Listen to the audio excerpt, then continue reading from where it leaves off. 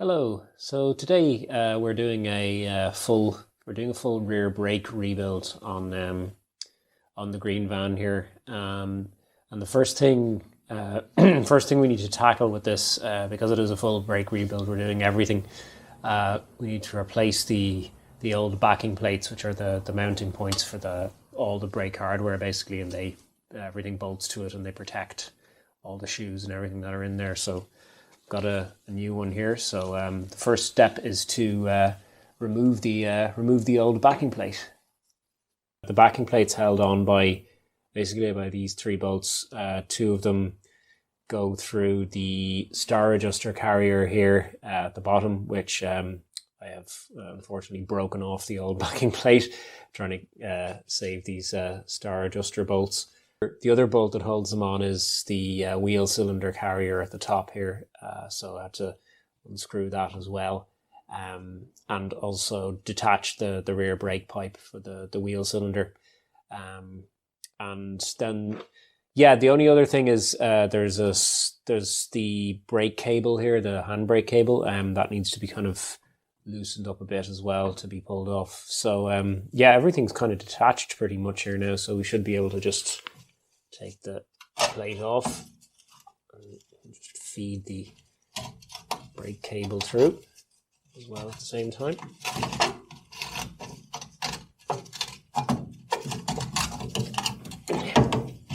There we go. It's off. That's one very dirty, crusty looking old backing plate. Just compare it to the new one. It's yeah, bit of a difference. Right, so that's all of that pretty much is going in the bin. I've got the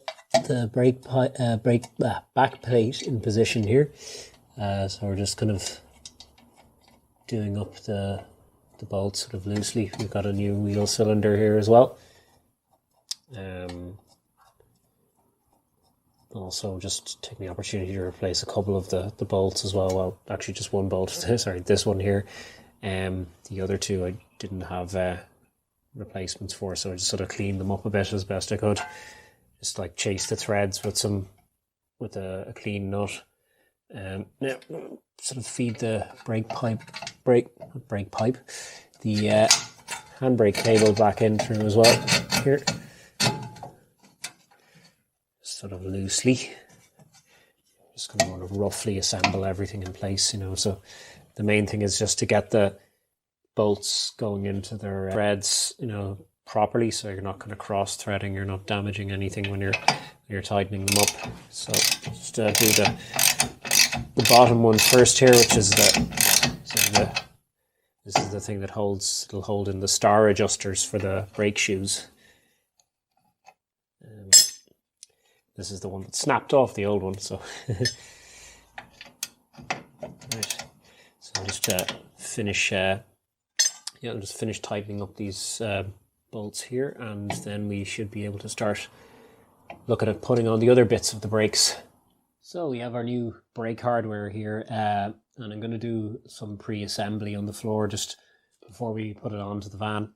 The thing here is to put on we're going to put the handbrake lever on, and this spreader bar here, and spring.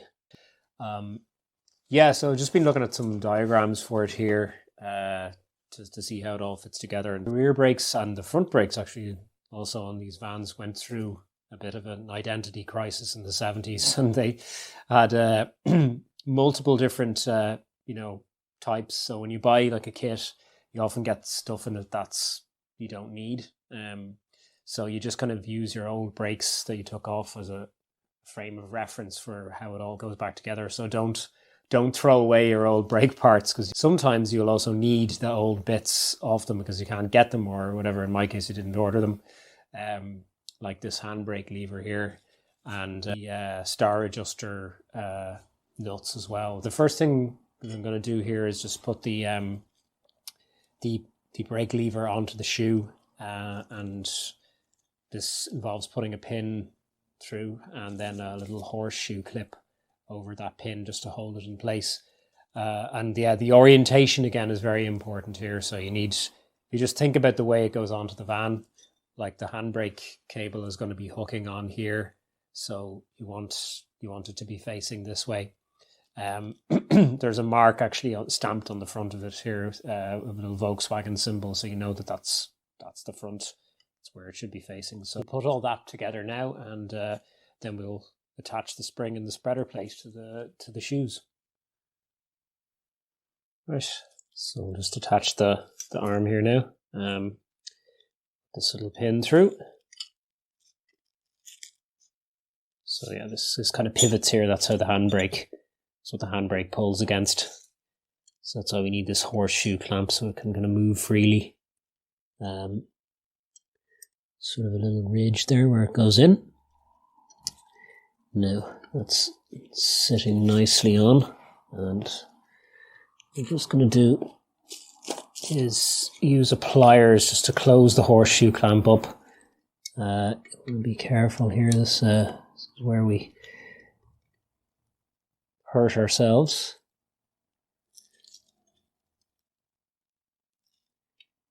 Yeah, just go slowly. Don't want it kind of yeah. You see there, that could have been my finger.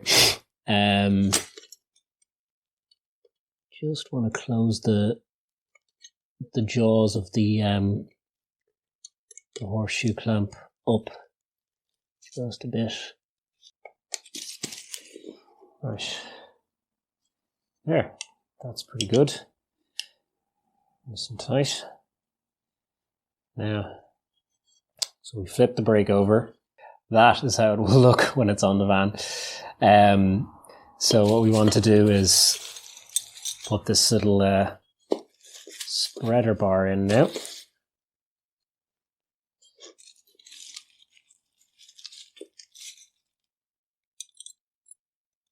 So this is kind of tricky here. You can spot all the rusty parts here that I had to save from the old brakes. This particular spreader bar is actually this is unique enough to this year van, I think, to 1971 base. This sort of elongated bit here. Now we're going to just attach the spring for the brakes here. So yeah, there's a little trick. Just bring it down like this, so the hook kind of facing down towards the ground, and then it goes into the hole. And also this little clip here, which holds onto the spreader bar, retains the spring. That should also kind of face the ground as well. The ground is the front of will be what we see from the front of the brake shoes. We get that in there. Now, tricky part here is getting the spring to attach to the other one. Start with the brake shoe upside down. Insert the hook into the hole and twist the shoe around. Then push the spreader bar into the slot in the shoe. You might have to use a needle nose pliers afterwards to straighten out the spring, but it doesn't always work first time. Right, everything's assembled here. We got the spring on, the spreader plate on, the spring retaining clip on, and the handbrake arm on. So the next thing is just to offer it up to the van, and then we'll put the rest of the brake hardware on. Before we put everything on, I'm just putting in some new star adjusters here. You use these to kind of just adjust the position of the shoes when they're on the van, but we'll put those in there now and just engage them into these little tabs at the bottom, so you can see how they work here. They kind of click around on those tabs. These things always get destroyed over time. They rust and they get damaged and clipped and stuff, so it's always a good idea to replace them with new ones. So I've got some rungs for the back here, and they'll just stop dirt from getting in. Now, so onto the main event, the brake shoes. So we'll just get these on loosely here. You don't actually need to, I don't want to assemble everything just yet. The most important thing we want to put on first is the handbrake cable, because that will not go on once we get everything in place. So we just want to push this guy out here a bit here. The lever kind of comes away a bit from the shoe. Yeah, it's a bit fiddly, but we'll get there. There we go. Right. So handbrake is on, and then we can start putting the rest of the brakes back together. One little trick to locate this here, I just put the rubbers for the wheel cylinder onto the arms of the brake shoes, because you can't really see where the slots are for the shoes here. So I think it's easier just to take the rubbers off and actually attach them to the brake shoes. So everything's kind of mostly in position now. So I'll just do a bit of wiggling just to get these in here, and also the bottom of the brake shoes onto the star adjuster slots down the bottom.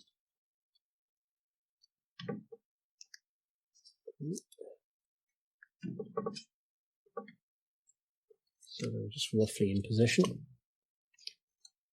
Just keep an eye on our situation up the top here.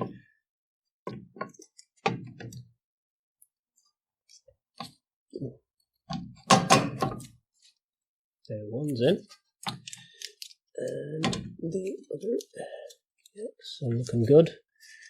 I'll just pull this back here.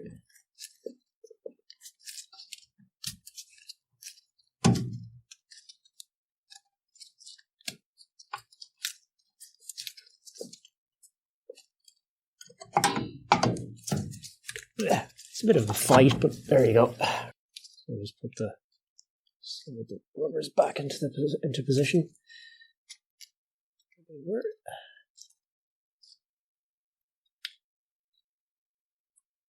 Yeah, actually we'll do that afterwards. The next thing now is to just get the anti-rattle pins in, and the bottom spring down here. Yeah, these little anti-rattle pins in here. So it's important to put the kind of chiseled ends go out the front, and the circular ends stay in the back and into the backing plate. Now, what we do is put these little springs over them, and use these kind of cupped washers, so the dished end of the washer sort of faces down into the spring. So I'm having awful trouble getting the spring to go on. I've tried multiple tools, including one that I bought that is actually specific for this job. I think I'm going to call it a day here now. I've ordered a better spring compression tool, and I'm going to see how I get on with that when it arrives. Yeah, that's it for now, folks. I'm going to leave this here. We'll conclude this job in a future video. Hope to see you then.